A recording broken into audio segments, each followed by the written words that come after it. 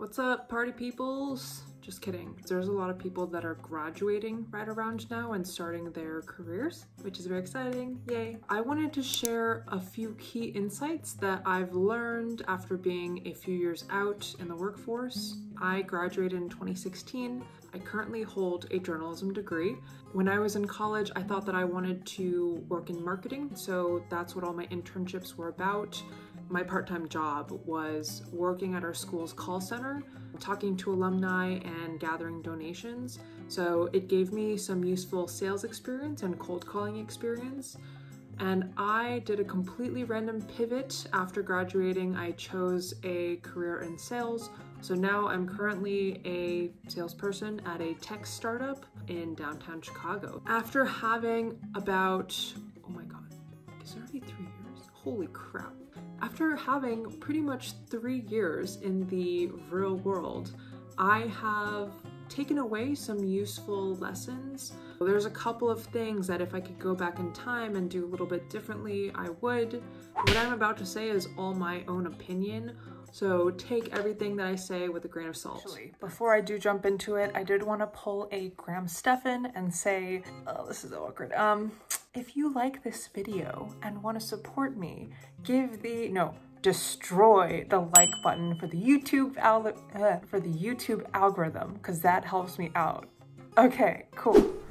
So the first takeaway is, in the long run, your first job out of college doesn't matter as much as you think it does. I remember the feeling when you were a senior in college and everyone was kind of figuring out their post-grad plans. In the moment, all you really have to look at is just what others around you are doing. So it can be really tempting to let yourself feel inadequate or like you're not trying hard enough. And if you don't land the best job or your #1 pick right out of college, I can totally understand what it feels like to have those feelings. Now that we're 2 to 3 years out, I've seen so many people that I know make complete pivots or even just starting over from complete scratch. I would say look at your first job as sort of a stepping stone to other opportunities.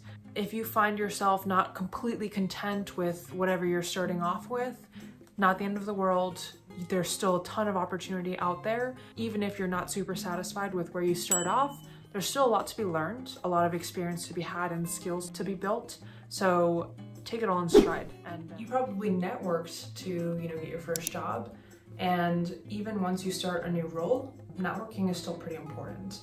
I can be quite shy sometimes. In the past, my tendency has been to find a couple of close friends at work and stick to them, but it's still really important to continually get to know people. Even in a climate like right now where everyone is remote, I think of people who started at new companies during the pandemic and all they see is just people on Zoom. You probably want good opportunities, exposure, and just to continue learning from people and their experiences. One thing that I remember in one of my internships that we were encouraged to do is reach out to people that we were curious about and just ask them for, 15 to 30-minute coffee chats. I still try to implement that a little bit, and I feel like the younger that you are, the more acceptable it is.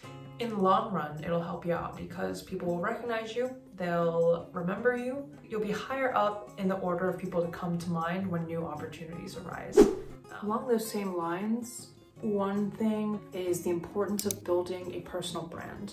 I remember coming across an anecdote somewhere online about maybe like a team leader who was interviewing for roles in his team. And beyond, qualifications, skills, experiences, typical resume stuff, he was just looking out for people's personality. This was most likely a consulting role, but I think it applies to so many other industries and organizational structures, because at the end of the day, you don't just want someone who can do the job that you're looking for them to do. You want someone that you'd want to work with. So whether it's consulting and you have to be on flights with them, share hotel rooms, eat meals, or just having to sit next to someone day by day or have meetings with them, you want someone whose personality works well with yours. In building a personal brand, there's so much that you can do there to make yourself the type of person that someone would want to work with.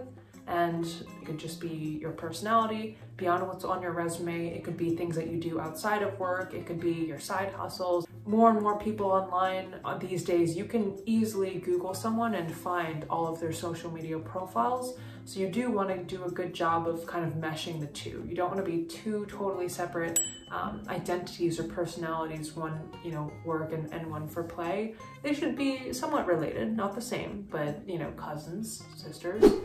The next one is that growth is more important than results. Another way to think of it is that your career is more important than your job. And this one's tough to wrap your head around because every day you still have to do your job. You know, you have responsibilities, goals, deliverables, expectations that you have to satisfy or match. And that doesn't mean you stop doing them, but never forget to consider your long-term plans. You may not be with a company for the rest of your life, but that doesn't mean that you aren't thinking about how this current role can benefit you in the long run. In my sales job, we do have monthly quotas that we're held to and, you know, goals that we have to hit. And this was true at my other job as well. One tough pill that I've had to learn to swallow is that you can't always have amazing months all the time. There's definitely going to be some lows that are inevitable and, you know, you can't control them.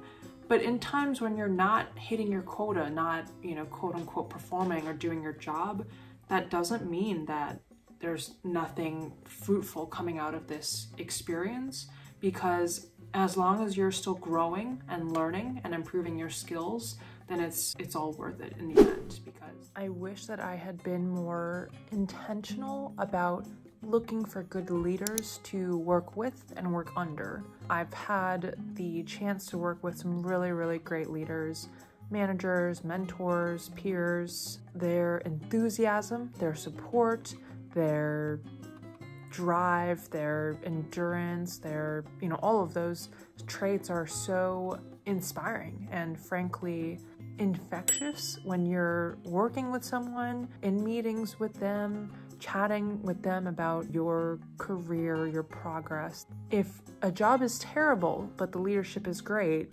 I think it's tolerable. If the job is amazing, but the leadership is absolutely awful, doesn't matter how good everything else is, you'll eventually leave, because that's who you report to, that's who you work with, that's who you look up to, that's who approves your time off, that's who, you know, runs your meetings. And I think it's different from person to person. I have a particular personality style that I jive very well with, and I know what traits I seek out in a leader. For you, it might be different based on your personality, the industry, the company that you're at. So bottom line is to try to hone in on what works best for you. Another thing that I didn't really do this with intention was to have a side hustle or other sources of income in addition to my 9-to-5. So when I was a senior in college, I actually started working for a brewery locally that I did their social media and managed their Facebook, email. It was a wonderful, wonderful experience. Such a cool team to be a part of and brand to help them grow.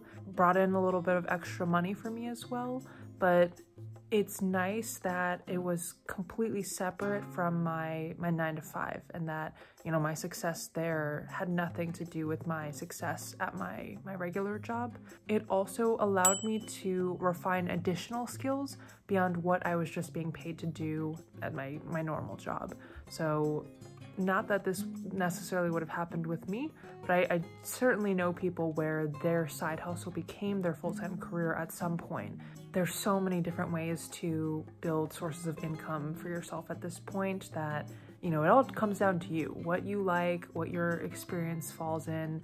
As great as your job can be, as much as you might love the company that you work for, at the end of the day, the company puts itself first, so you need to put yourself first. There could be circumstances out of your control. You never know. That there's very rarely any warning for these types of things. So in the very worst case, at least you still have you know, a couple extra $100 coming in every month that will make things easier in that worst case scenario. But there's so many other benefits from having a side hustle or other sources of income outside of your 9 to 5.